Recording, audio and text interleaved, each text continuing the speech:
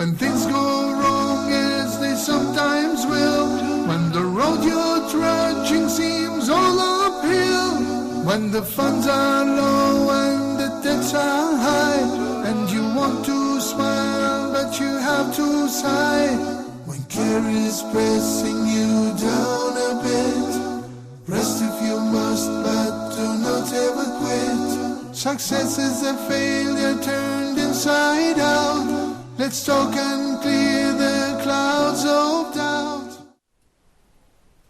Assalamu alaikum and welcome to Let's Talk Live with Malik, exclusively on Huda TV. I'm so excited that we're live. I know you guys, don't you guys just love that theme song, that Let's Talk theme song? We're live now. I'm so excited about it. So give us a call, 00202 3855 or 249. We'll look at that. I even remember the phone number. That's 00202 3855 or 249. Give us a call live right now and let's talk exclusively on Huda TV. You guys, I want to talk about actually a serious subject. I want to talk about Islamophobia.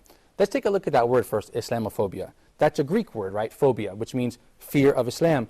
But that's a misleading word, a misleading term, because we're actually talking about hatred against Islam and Muslims that has actually led to violence against Islam and Muslims in Europe and America. Recently we saw in San Diego, California, a 32-year-old woman from Iraq originally in San Diego, California was beaten to death. She was beaten to death on the street by a man who had an iron rod who hit her in the head. After 3 days in the hospital, she died. Her name was Shaima al-Awadi, excuse me, my poor Arabic, Shaima al-Awadi. She was 32 years old and a mother of 3, and they found next to her body on the street a note that said, "You are a terrorist, go back to your country." So Islamophobia is a wrong word here. We're talking about hatred of Muslims that has actually equated to violence, and this is a very serious subject. And I brought two dear brothers to my heart to talk about this subject with me. I want to focus in this episode, however, on Islamophobia and violence and hatred against Muslims in Europe. So I brought 2 German Muslims with me, inshallah, alhamdulillah. I'm so happy to have them. You might know the first brother, Abu Hamza Salahuddin, a.k.a. also known as Pierre Vogel from Cologne, Germany. I also have a regular and a friend, a dear brother of mine. He's been on Let's Talk before, an IT specialist and a prominent German Muslim revert as well, Brother Tahir Boryan. Assalamu alaikum. How are you guys doing? Wa alaikum salam. Now, I feel like we're live from Berlin right now, but we're not. Thank you guys seriously for joining me. It's always a pleasure to have you guys. Thank you so much. And of course we have our handsome studio audience, mashallah. Thank you guys for joining us as well. A lot of people don't know this brother in the back right here with the microphone. What's your name, brother? Assalamu alaikum. My name is Muhammad Adil. Alaikum assalam, brother Muhammad Adil. A lot of people don't know he's actually my Arabic teacher. MashaAllah. Thank you for coming to Simon. Thank you so much. So, like we said, starting with you, Abu Hamza, what is the reason for this hatred against Islam and Muslims in Europe? Maybe you can share your experiences in Germany, because I think we all agree there is a hatred against Muslims and Islam in Europe. No, actually, this Bismillah ar-Rahman ar-Rahim, this is actually a very long topic, but to start right in front, you know, to talk about why there is this hatred spreading, where does this agitation come from? There is a direct and an indirect agitation against Muslims. Okay. And the direct agitation is in a lot of websites in every country in Europe. And these websites are, and I want to say it from the beginning, are using the propaganda methodics of Adolf Hitler in a former time. Okay. Adolf Hitler, he wrote in his book, My Fight, 4 points of propaganda, that it has always be capable or easy for the easiest minds, you know, so you have always to repeat stereotypes always and always again. Then the next thing is that you should never mention something good about the persons. This is now what they do with Islam. If a Muslim says something good, they say, this is taqiyya, you know, he's lying about this religion. Or they say, or it's a non-Muslim. You know, it's one guy, his name is, for example, Muhammad. But it's not related to Islam. But it has nothing to do with Islam. And the 4th point is that they say you should destroy or defame those who defend them. And these are now in Europe who? The socialists and the, you know, like the people, you know, like the communists and so. And this is also the reason why Anders Breivik in Norway killed the socialist youth. And this, I really want to say this. This is exactly what Adolf Hitler did when he became the leader of Germany in 1933.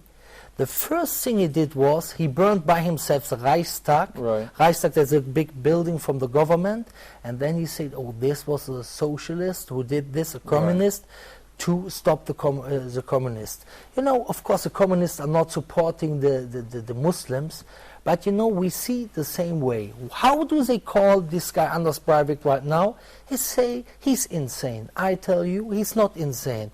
Because when you read the book, for example, Genocide Worse Than War, that's a book from Daniel Jonah Goldhagen from the US, a Jew from the US. Okay. He writes about genocide all over the world, and he mentions one common thing with all the people who killed children, women, innocent people, everything, that they afterwards said, we did it to defend ourselves. Right. And that's the same what Anders Breivik says right now. He said, I did it for my self-defense. Right. If I don't do it, they will later do it with me. Right. The German Nazis, when they killed little children, they said, if this children will become big, they will kill us. And that's the same what they say now everywhere in Europe about Muslims. There was another guy, Alexander Wiens, who killed Marwa Shabini. Yes, that's excellent. Thank you for bringing that up as well. People forgot about that. You know, there is a lot of things. In Germany, and nowhere in the Arabic media you hear this, there was a NSU, this is a Nazi group, they killed 9 Turkish people. You know, Brother Tahir had mentioned that to me, actually, there was a neo-Nazi group that had killed... You know, there are a lot of these things, and all these people say the same, like all those who were involved in genocide, be it in Bosnia or in Rwanda, Hutu or Tutsi, or the Nazis or whatever, Red Hammer, all these people, they believe that they are right, and this is what they now say, and this time they say the Jews want to conquer us. Now they say, yeah, the Muslims are dangerous, they are dangerous, dangerous, dangerous, dangerous. And the people are ready to say, yeah, we have to defend ourselves, we have to kill them. Thank you for that insight. Go ahead, Brother Tahir. Yeah, actually I think this will continue because the shaitan exists and his biggest enemy is Islam. So he will find ways, he will look for ways to fight against Islam. And as long as the shaitan exists, and he will exist until the end of the earth and until the Yawm al-Qiyamah.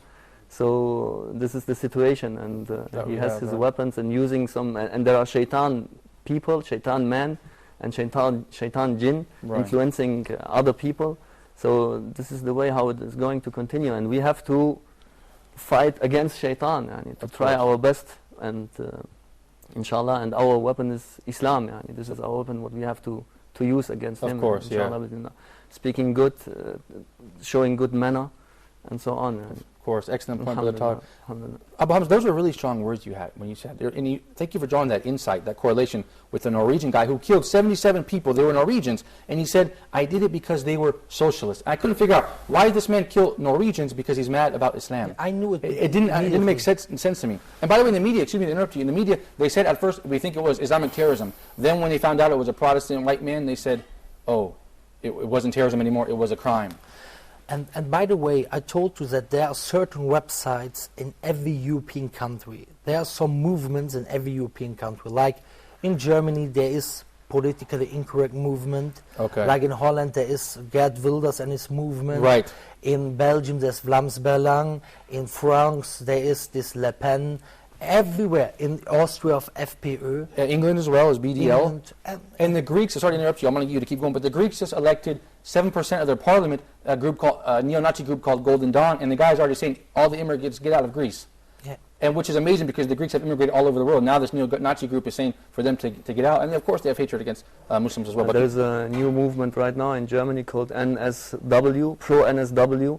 And it's really amazing what they are doing right now. Really bad. You know, actually, you know, this group is existing for more years now. There was a big demonstration, pro-Köln, pro-NRW, in 2008, where and in 2009 also. But they have now a new way to provocate the Muslims, that they come with a Muhammad caricature to alayhi salatu wasalam, and of course, you know, this is something, this is the red line. Insulting the Prophet is for Muslim the red line, and this is what they are now using. But what I wanted to mention is that this guy, Anders Breivik, he was a writer for such a blog in internet who is spreading hatred against Islam in Norway. Okay. This is very important, you know. And what I want to say is, I know this topic quite well, inshallah, because I made some lectures about it, and the people were very shocked. And I realized that the German media doesn't like it. The first time I made a lecture in Basel in Swiss about this topic, propaganda methodic of Adolf Hitler in modern times against Muslims. This is a wonderful topic. Go ahead. I brother. did this in May 2009. When I wanted to go back to Swiss, they said no. In December, they banned me from entering Swiss. What made you add? Yeah. They said I'm a danger for the inner security. Okay. You know, never happened something when I came. Right. But I think the truth is something. The truth hurts. The truth hurts, and the truth is a danger for the inner security. Yeah. I said in this lecture, I said, if this was in April or May 2009, I think April. I said, if the agitation against Muslims will continue as it is now, you will see that a Muslim will be killed, or even I said a Muslim woman with hijab. In May 2009, I said it to Hannoverische Allgemeine, that's a newspaper in West Germany. Okay. I said, if you continue your spreading hatred against Islam, and if the German government is not clothing this website, you will see that the first woman will be killed. On the 1st July of 2009, at night we got a phone call. An Egyptian woman, her name is Marwa Shabini, was today stabbed in the court of Dresden. Right. When we heard this, the first thing what I wanted to do is, I wanted to know, is this right? Because maybe we spread something, and later on we realized this guy told us a story, a fairy tale. Right. So what I did is, I looked at all the newspapers and the internet and all the news. I didn't find anything. Then late at night, there came some news. A woman was killed in the court. Right. It was something about a quarrel in the playground. Right. So what I knew immediately, that the German government, and I say it very loud, I don't care about them, that they want to hide this fact. They want to be very quiet. Yeah. Because they are very, you know, they don't like that when people say because of our past. Right. You know, and I also want to mention, not that we have a wrong understanding.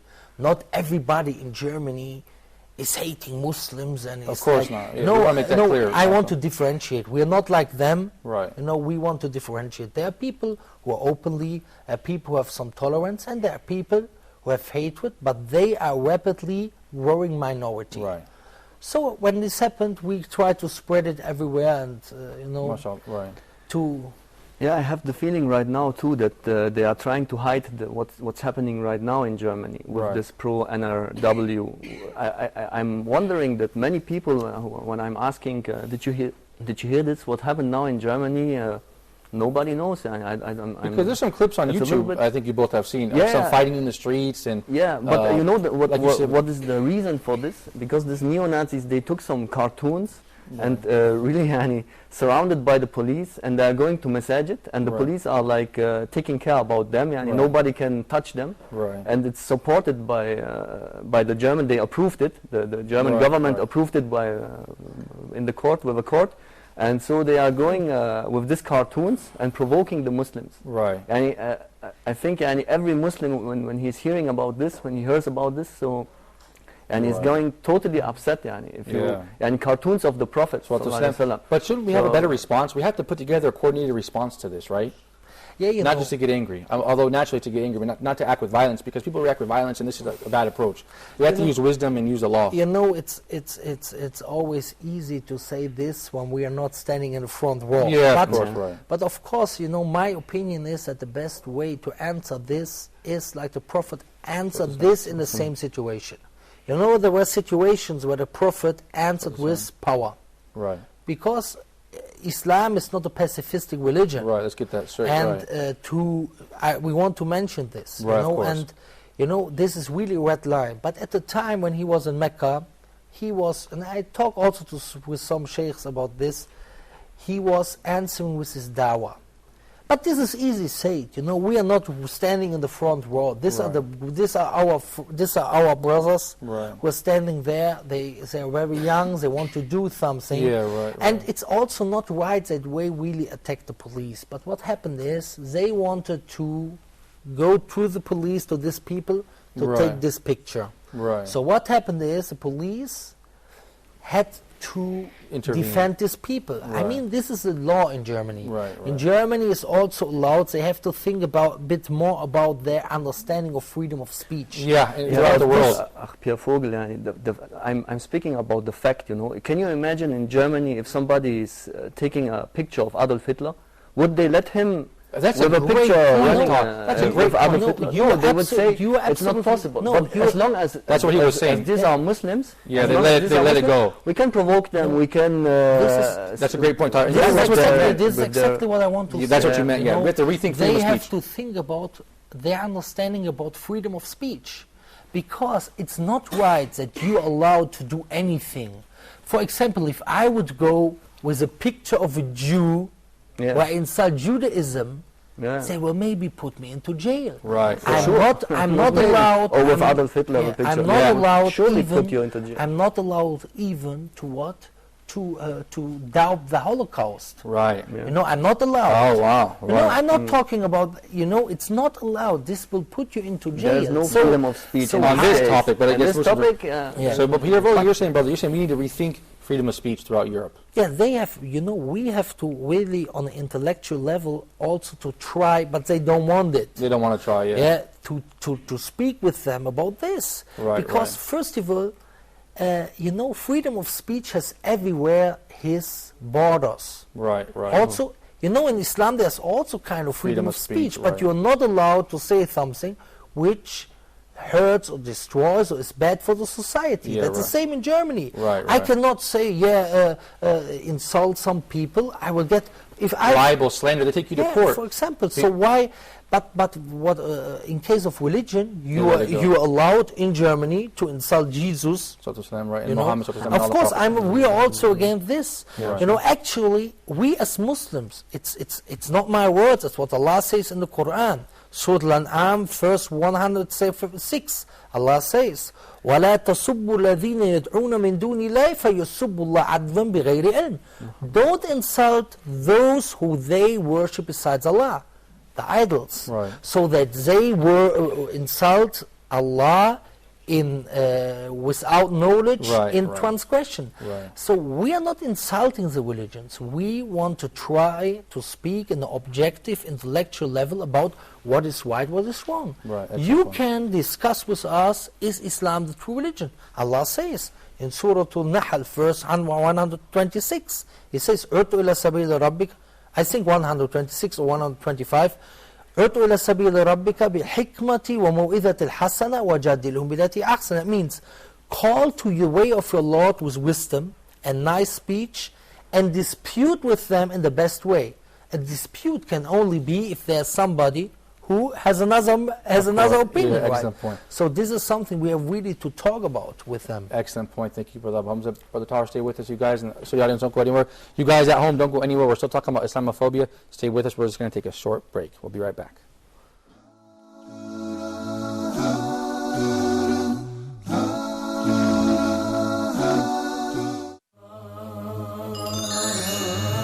Ask Huda. Dear brothers and sisters, welcome to a new edition of Ask Huda. I have 2 questions. Please go ahead. You can read it in Arabic, and you can also understand the meaning in your own language. The different tafsir and the interpretation of the meanings of the Quran are available in almost every language that exists on earth by the grace of Allah. The water of Zamzam is for whatever intention you drink it with. Salih from Egypt, his father has the way, and he asked about how can he help him. Very good question. Can they give a zakat to any of the dawah centers? The ibadah, or the act of worship, is a part of the unity of worship. It has to be paid to Allah subhanahu wa ta'ala, and in accordance with the guidance of His Prophet sallallahu alayhi wa sallam.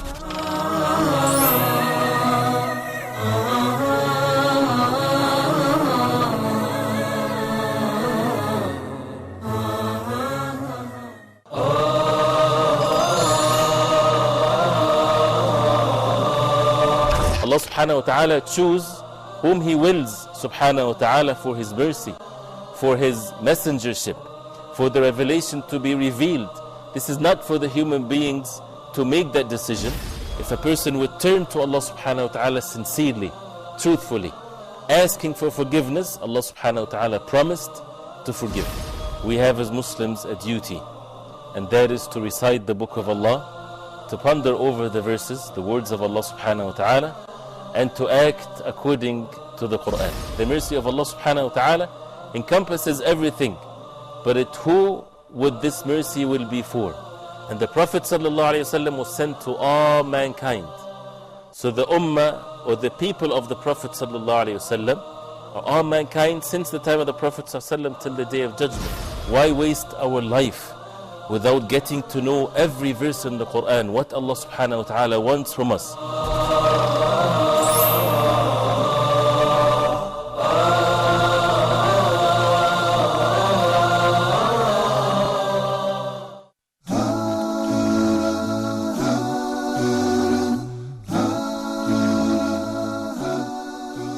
Assalamu alaikum, welcome back to Let's Talk. Abu Hamza, in the previous segment, you had said something very interesting.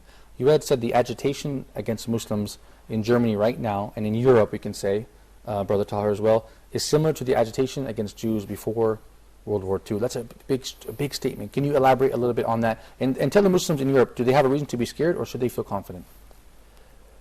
You know, we should not be scared. فَلَا تَخَافُونَ وَخَافُونِ إِن كُنتُم مُؤْمِنِينَ. Don't fear them, but fear me if you are believers, says Allah in the Quran. You know, but we should be aware. Okay. You know, the Prophet ﷺ, he was always aware what is going around him. So we should be aware, but we should not despair or think, oh, we can't do anything or whatever. But I think the best way to answer is to fight against this fear, because you know, when in the Second World War, in the year 1941, the war against the Russians began. Okay. And the Germans killed there 25 million people. How was this possible that they killed all the civilians? It was possible because before they told them, these are people, you have to kill them, otherwise they will come back to you. Right. How we can stop this phobia, if we call it like this, the best way is to confront the people with a true Islam. You know, this is some people think the best way to go away from this is to hide Islam, that they don't see you, but it's opposite. Right. You have to confront the people with Islam, because when they see you, when they talk with you, even if they don't like you, but this attitude that can grow even to kill somebody, this will not appear. Right. This was also the problem of the Jews. You know, the Jews did not confront the people. Right, what kind of agitation is this? Right. You know, but I want to mention for all the Muslims around the world, and we have to have this in our heart. Islam will enter every house. These are not my words. These are the words of the Prophet ﷺ. He says, "لا يترك الله بيت مدر ولا وبر إلا أدخل هذا الدين." Allah will not let any house, be it of stone or a tent, but He will put this religion into it. And Allah says in the Quran, He says, وَكَانَ حَقًّا عَلَيْنَا نَصْرُ الْمُؤْمِنِينَ. It's our obligation to make the believers victorious. So don't be afraid, but be aware and work. That's that's your advice. Advice. To me first, and then for other people. Thank you, Sheikh Abu Hamza. Very inspiring, actually. Brother Tahir, we saw the rise of a neo-Nazi group, like I said, in Greece, who surprisingly won 7% of the parliament. With the rise of this kind of right-wingism, extremism, I guess we could say, do you think it's possible that the Muslims that the people of Europe will try to give the Muslims a Holocaust as well? Do you think it's like, because we talk about agitation against Jews and look what happened. Do you think? No, I don't think so. That it's not to that extreme. I don't think so. I hope, inshallah, it will not be. But I don't know what are the intentions right now, why the German court let this people making this cartoons and this provocation. I don't know their intentions. What because it's not logic. Maybe there is like what I thought also there's like an economic problem right now in Europe. They want to distract people. So maybe they want to focus now on another point, and there is like a black sheep to focus on the black sheep and let the people think about something else. So actually, this is well known from all from other leaders that if there are like internal problems, they want to make a war with another land to focus on not on the internal problems. Right. I remembered right now also something. It's another topic. Go but ahead. a brother, a good brother, is called Ahmed von Denver from Germany. He was well known before. He said a non-Muslim. His example is like this. Yani, he also a non-Muslim who has not Islam in his heart. He has an internal war from his heart. He has an internal war. So what he is going to do? He starts making external wars against other peoples, but not wars. I don't mean with violence or something like this. Maybe verbal wars or verbal discussions. Not to think about his internal problems. Yeah, of course. Yeah, that's a good point. This is maybe something going back to the individual. Yeah. But I guess that. It could be. I don't know the reason why they are doing this and how far it will go. Good question. And as you think, could it go until the Holocaust like it was with the Jews? I hope, inshallah, bismillah, it will never go. And what we need as Muslims right now, I think, is like we need to have power, because actually they can do now with the Muslims whatever they want, because the Muslims have no power. There's nobody supporting these people They don't who are like making protests in the street against this these cartoons and against these actions from these Nazis. Nobody, not an Islamic or a power like a caliph is supporting these people. So they are like playing with the defenseless people. Excellent point. I think it's. And by the way, speaking of all this stuff, you guys know today in The Hague in the Netherlands that Serbian man who was responsible for killing 8,000 Muslim people in Srebrenica was on trial today. And inshallah, we hope that he will have justice served against him. So that's an interesting topic. And this was just in the 90s when we were talking about we're talking about all this bad stuff, genocide and Holocaust. Look what they did to the Muslims of Bosnia. And that was in Europe. And you know what? If I might add, in Srebrenica, they said there was UN Dutch peacekeepers there, and they pulled out because they said we can't stop the Serb forces; they're too strong, and they killed 8,000 people. That makes me so mad at him. But Malik, I don't think that he is the one who is the only one who is responsible. They throw him out like now like to the lions right now, but maybe the other responsible people they are now counting their money or something like this. And this is also what happened maybe with the other the leaders like Mubarak or something. He's the one who is in the court. The scapegoat. But so other people who are like also responsible for many bad actions. They are still counting money behind the scenes. I also want to mention something. When I talk about agitation, I talk about similarities in the way of agitation. Okay. Of course, there is a different situation, and I want to mention one more time and emphasize on that not all Germans or all Europeans are like bad enemies against Islam. And there are a lot of things that speak against that a Holocaust can happen. But at the same time, what I say, we have to be aware. Because the Bosnians, Muslims in Yugoslavia were more integrated in the Yugoslavian society. Excellent point, Abu Hamza. Go ahead, keep going. As the Muslims are now into the European society. The Jews in Germany, even some didn't even know that they are Jews. You know, this is also. But this means they weren't aware. Because they were integrated. But we are now not integrated, so we are aware, inshallah. Inshallah, But I think that some Muslims are really lacking this. You know, there is a very important question, which arises. Why is agitation? Right. Why? You know, I think 6 years ago, I heard a lecture from a sheikh from Egypt, and he said in this lecture that you have so long freedom of speech as you are not able to change anything. Meaning? But when you become able to change with your dawah, you see the society, you will see that they try to, make you problems. And this is exactly what we see now. In Europe, they know if the demographic situation continues right now, and the dawah continues right now. You know, like in German newspapers, it was written in Frankfurter Allgemeine in March 2007, that those who accepted Islam in 2006 were 14,000 people. This was written in Frankfurter Allgemeine.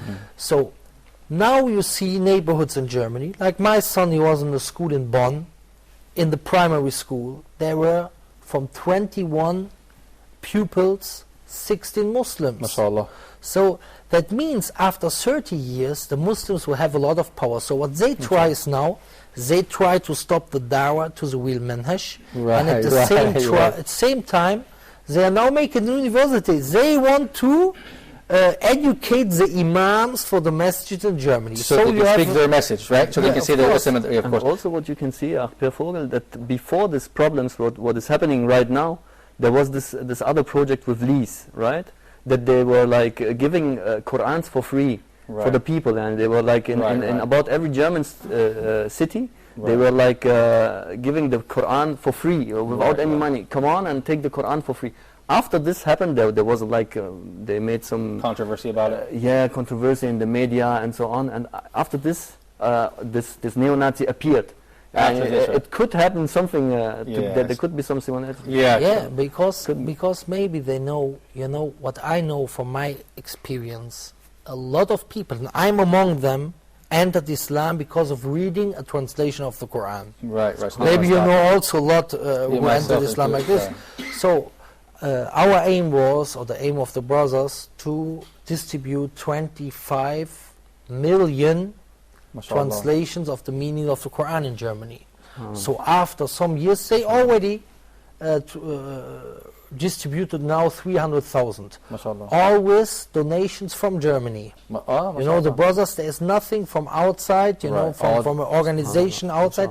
Because what they wanted that there's no name inside the book, you know, like a stamp, this organization, this and that. Because so every Muslim can share. It's a Quran. So, you know, when this happened, they started an agitation which we have never seen before. Even with me, you know, they were before me making a lot of trouble, but this I never saw. Yeah, you know, these people, it's no problem about distributing the Quran, it's allowed in Germany, but the people behind they make some sort of controversy behind it. Yeah, they make like, you know, oh, they're very dangerous. But I say you something, this is always free advertisement. When they, I agree. When they started with this, the people in Berlin, a friend told me, distributed on one weekend 5,000 translations. And I think even they are searching for laws against this, right? I had this impression from the media that they are searching for laws to not distribute this Quran. Let them forbid it, then we find another way, inshallah. Let's go to the audience. I'm sorry to keep you guys waiting. We have this brother in the front row. Go ahead, brother. Assalamu alaikum. Assalamu alaikum. What's your name, brother? Where are you from? I am Muhammad Garba from Nigeria. Nice to see you. In fact, it makes me happy a lot whenever I meet some other my dear brothers, Muslims from other countries like this. We give thanks to Almighty Allah who has guided us. So this come in consistence with the word of the Prophet who said that this religion, so this religion is going to be spread. So whenever there is a night and the day, alhamdulillah. In fact, I'm very grateful and congratulate you, brother, from Germany. So, but my question is that, as you know that based on the current situation now in Germany, that the Muslims, they are the minorities. So among the populations. So based on all these things that is happening, the Islamophobia here and there, although the constitution is the man-made one. So, but still, they are claiming human rights here and there. Is this not a constitution not protecting the right of the minorities? So, or what the government is doing towards this, or the government keep silent, looking that they should be fighting Islam like this? Excellent point. You want to answer? You know, to be fair, you know, for example, the one who killed Marwa Sherbini, he went into jail for life sentence. So. I want to be fair, that the people don't get the impression that we in Germany we have to go like this. What they try to do, they try to bend their laws as far as they can. I give you an example. Me, for example, right. I was giving lectures all over Germany in mosques. Okay. So what happened is, in these mosques, so a lot of people accepted Islam. So the German Secret Service, they went to all the mosques and they say to the people, hey, you know, you are our friends and we like you very much, so please sign a contract, integration contract, so you only invite those people we like. So they didn't ban me because it's not allowed. You know, in German law, you have the freedom of speech. But if you take the directors of the mosque as your friends, then you can. That it works that you cannot go anywhere to these places anymore. You know, so I don't want to say, you know, that everybody is unfair and everybody is against us or something like this. As I told before, there is a rapidly growing minority, and this rapidly growing minority is influencing the politics also, and they're making a lot of trouble. And also the Secret Service, they need some success sometimes, you know. They need so when they can say, yeah, you know, we have something to do. These people are very dangerous. Otherwise, you know, we don't need a Secret Service. So these people need a job. Poor guys. Excellent point. Thank you guys. You guys at home, stay tuned for more Let's Talk right after this short break.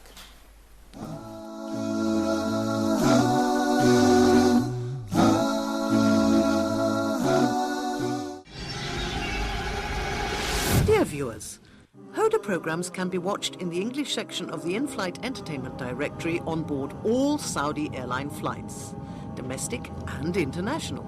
Sit back, relax and enjoy watching Hoda's entertaining and enlightening shows on your trip.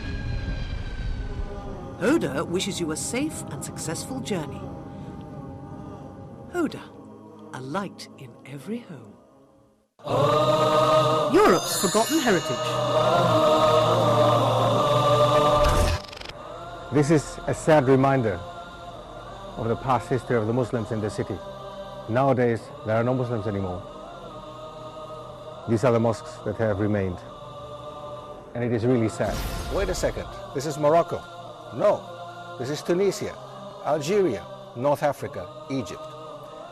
No, this is all Europe, and this is all part of Spain. Islam spread first in Africa, and then from Africa, it came over to Europe, and then it did developing work in Europe. Now, we look the other way around nowadays. The compass was invented by the Muslims.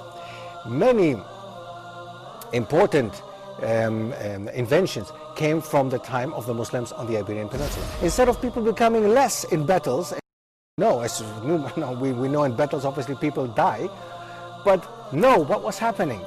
The Spaniards recognized and realized the superiority of the Muslims and the treatment that the Muslims gave to the Christians and the Jews in Spain at that time, that they happily accepted Islam, many of them. An Ottoman fountain, as we've seen it before in other places in Greece. Now, it has some Arabic on top, as well as it has some Arabic down, where the tap used to be, or where the water was coming out. Pack your bags, grab your passports, and join Dr. Stef Keris as he takes us through Europe and rediscovers Europe's forgotten heritage, only on Hoda TV.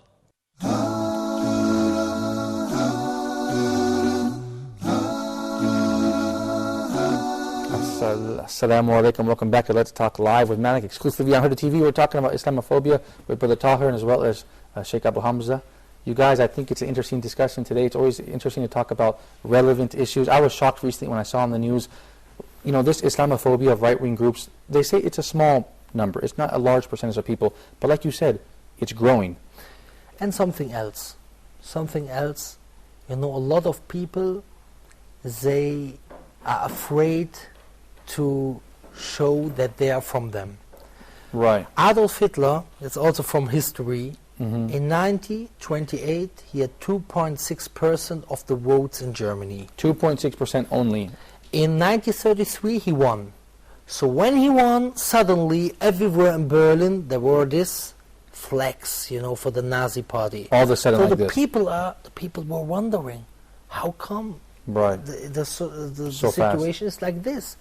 So, you know, it could be that there are much more than those who really stand in front and openly say, yeah, we are against them. Right, excellent point. Brother Tahir, you know, Sheikh Abu Hamza told me a funny story, interesting story, about Turkish immigrants and their lack of integration in Germany. Do you like to share that story? Do you remember you told me that? You had talked about the Turkish people in Germany, they're not well integrated, we can say, into German society, and this causes agitation for the German people. Do you think this is a major point or no? This is what is talked about. You know, there was also written a very bad book about the destruction of Germany by Thilo Sarrazin. This was also a milestone in the agitation against Muslims. It was written last year or 2 years ago, and he was writing about why are the Muslims so bad integrated, and he mostly took the Turks as an example. And this is unfair. Because you said when the Germans go to Turkey, they like them. You know, the Turks, they were brought to Germany, and they wanted to go back 10 years later, and they were all put in one neighborhood, and they have the German, the Turkish barber, and the Turkish shops and everything, and then, you know, they're all living together, they're all working together, of course they're talking only their language together, and then you say, hey, why the education is not so good? And they were actually people who came from Turkey, and they were not the best educated people of Turkey. This is the reason why they went to Germany. So they say, look, these guys are not well educated. Look, we have Koreans who came, they're much more well educated. Yes, these Koreans who came to Germany, they are people who own firms and factories. Of course, they have a different background. And then I say to them, you know, it's amazing. You know, the Germans, all holiday, they go to Turkey and they say, oh, nice people, so much hospitality and everything. And then they come back to Germany and say, hey, I have problems with the Turks. So I tell them, you know, if you have problems with the Turks in Germany, this is what the Germans made out of this Turks. So MashaAllah, very funny story. That's a nice way to look at it. Let's go to the studio audience. So do we have a question? Yeah. Assalamu alaikum. Alaikum salam, brother. How are you? Fine, thank you. It's not actually a question. It's more of a contribution, talking to what he said. Personally, I think Islamophobia is kind of a propaganda by the enemies of Islam. I can say the governments, the enemies, the governments that hate Islam. They are trying to use the citizens, the ignorant citizens, as a tool to destroy Muslims, because they know one day Islam is surely going to come up. So personally, I think if you see someone that really has that hate against Islam, you should talk to the person in a different way, because I kind of term them as ignorant people. So you should bring him out and talk to him in a different way, because, they're just ignorant. And talking about Breivik, his main problem was that Islam was growing in Europe, and I think the socialist governments also, they were doing nothing about it. He talked about multiculturalism or something like that, and that was his main problem. So what we can get from that story is that at least with all what they are doing, Islam is still growing in Europe. And what you said about them calling it a terrorist attack, then when it came out, they changed it. They're calling him insane and some other names like that. So personally, I think everything is going fine, just some little deaths. I think that, thank you for your contribution, actually. I think we will see, do you think, Brother Tahir, in 10 years, that this is just a fad? You know, in the past they picked on different groups. Right now they focused on agitating Muslims. Do you think in 10 years, 20 years, they'll have left Muslims and now begin to pick on Korean immigrants or Chinese immigrants or Mexican immigrants? Do you think it's just a fad that's going, or it'll be like this for a long time? I think with Muslims also, when I embraced Islam, it was about 15 years ago. So there was already Islamophobia. And I remember when I was traveling to Turkey as a non-Muslim, when I heard the Adhan, I had a bad feeling. I associated it with killing and so on. So I already took this impression from the media. Even there weren't yet the 11th of September. But also when I embraced Islam, first of all, I was hiding myself, because it was always Islam was shown in a bad picture. So it will continue until the end, until the last day. against, as I said, the shaitan exists, and the shaitan will fight against the Muslims, will fight against Islam until the end of the last day. And and we are talking a lot of this racism. And racism is also coming from, the first racist was shaitan, right? Because the shaitan said to Allah, you build me from fire, and you build him from earth, and I'm something better. I'd say I'm European, you are Arab. I'm something. This race is coming also from this is coming from shaitan, something what the shaitan has. Yani. So this will continue until the end of the day. You know, I don't worry. You know, when people say, you know, when people want to make a war against Islam and Muslims, it's so futile. They will never win. You can defeat maybe Muslims in this war or that war, but you will never defeat Islam. So it makes me laugh, actually. Yeah. You know, I want also to emphasize on something very, very important for the Muslims around the world, because a lot of Muslims unfortunately don't understand this. And we have to learn the biography of the Prophet ﷺ. As stronger his dawah became, as stronger the war against him was. When we see the Meccan period, in the 10th time after he was sent as a prophet, the dawah was almost fully stopped. Right, okay. And the win of Allah, the victory of Allah, has always two ways. It comes in a situation where you have no way out anymore. Like Musa alayhi salam, when he was standing at the Red Sea, there was no way out, the help of Allah came. Right. Musa, but he had to do something. Right. He had to hit the stick on the sea. And then Musa went through the sea, and when he was on the other side, he was hitting against the sea. But Allah did not close the water. Why? Because Allah had a different plan. He wanted that the Pharaoh enters the water. The Prophet ﷺ, when the dawah was fully stopped in Mecca, fully stopped, then in the 11th year there came 6 people from Al-Khazraj, from Medina, then the 12th year, Bayatul Aqaba, Kubra, then afterwards the Hijrah, and so on and so on. Always, when you think there's no way out anymore, and this is the victory of Allah comes, when you think there's no way out anymore, like Ghazwatul Khandaq. Ghazwatul Khandaq, you know, now Bani Qurayza is against us. 1 month they are standing there.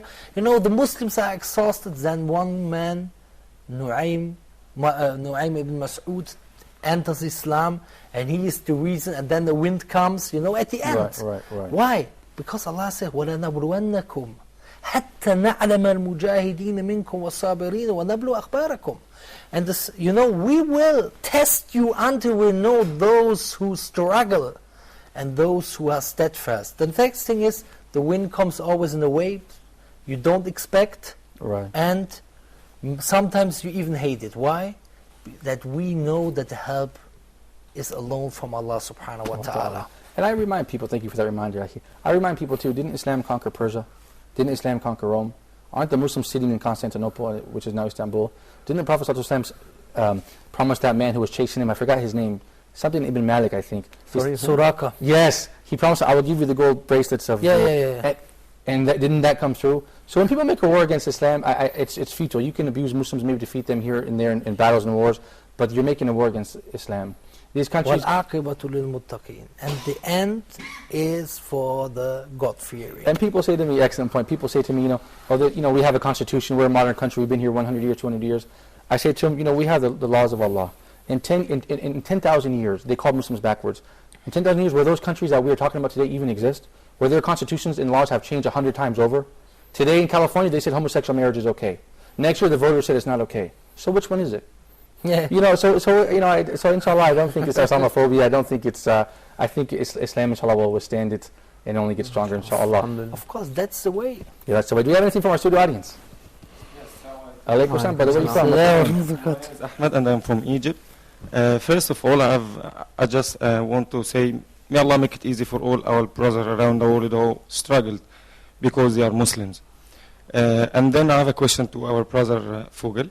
You mentioned in your speech that in every problem around the world with Muslims, there are persons who are in the first row, who are struggling more and more because of the problem. What is the rule, and how can we help those who are in the front row? in spite that we are in a big distance from them. How can we help them? Every Muslim in the world, how can they help them? Excellent point. Thank you, Brother Akram. We only have 2 minutes before the end of the program. I want to start by saying I think it's good for the Muslims in Muslim countries to be a good example, so people, that the Muslim minorities in Europe and America, can have something to look towards and say these people are being a good example and they're supporting us. So what do you think, Sheikh Abu Hamza? The first thing, the good example we hear always, this is good, but I want to say we have to have an aim. And then we have to go this way until the end. Our aim has to be to do everything, that every heart beating is for what? To put this religion into every single house on the whole world. This is our aim. Let's look how we can accomplish our goal, inshallah. Right. I think I think the best way to help them is dua. The strongest weapon of a Muslim is dua. And also what I think in this right now, in this situation, and what I would like is that also some protesters now in the Arabic countries are going to the street and saying we don't like these cartoons, what's happening in Germany. Of course, but they are not informed. They're sleepwalking. We see protests in London, not in the Middle East. Yeah, to show that we are one. The Muslims are one. Exactly. If you are doing this, if you are showing cartoons from the Prophet, this is not right. You have to have one voice. You are hurting the whole Muslims, not only the Muslims in Germany. We need also a strong voice in Arabic countries who speaks, for example, with the German government, for example, look, we have to talk, this freedom of speech. Have some strength. You can discuss with us about religion. If you don't like something in Islam, you can. Right. You have the freedom of speech. One hand, one voice. One hand, one voice. We don't have the power right now. We don't have a Khalif. We don't have the power right now who is supporting this. His brothers. I think that's the end of the episode, you guys. I want to go longer, but Brother Muhammad out in the back, he needs some water. He's coughing a lot. We're going to end the episode now, you guys. I just want to reiterate, we're one ummah, we're one voice, so we need to stick together, inshallah, and we'll get to these difficult times. Thank you so much, Sheikh Abu Hamza, Salahuddin Pierre Vogel, all the way from Cologne, Germany. You have an open invitation here. Actually, I always love to have you on the show, so come back next week, the week after, and the week after, and every week. Make sure the co-host, inshallah. Inshallah, the next week's, inshallah. Okay, we will. We'll work together, inshallah. Thank you. Thank you so much. Brother Tahir as well, the same goes for you. We're going to make you the co-host. We want you to keep coming back and talk about these interesting stuff. Thank you very much. Thank you. And you guys at home, thank you for watching Let's Talk right here on Huda TV. We hope you benefit from this program. So until next time, we leave you in the care of Allah. Assalamu alaikum wa rahmatullahi wa barakatuh.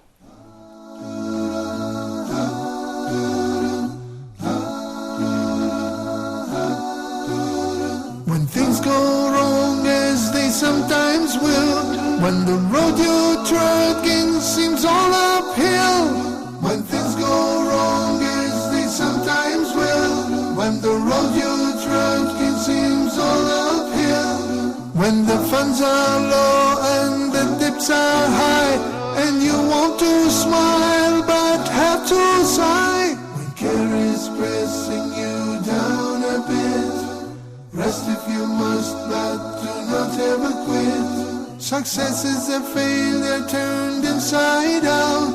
Let's talk and clear the clouds of doubt. Success is a failure turned inside out. Let's talk.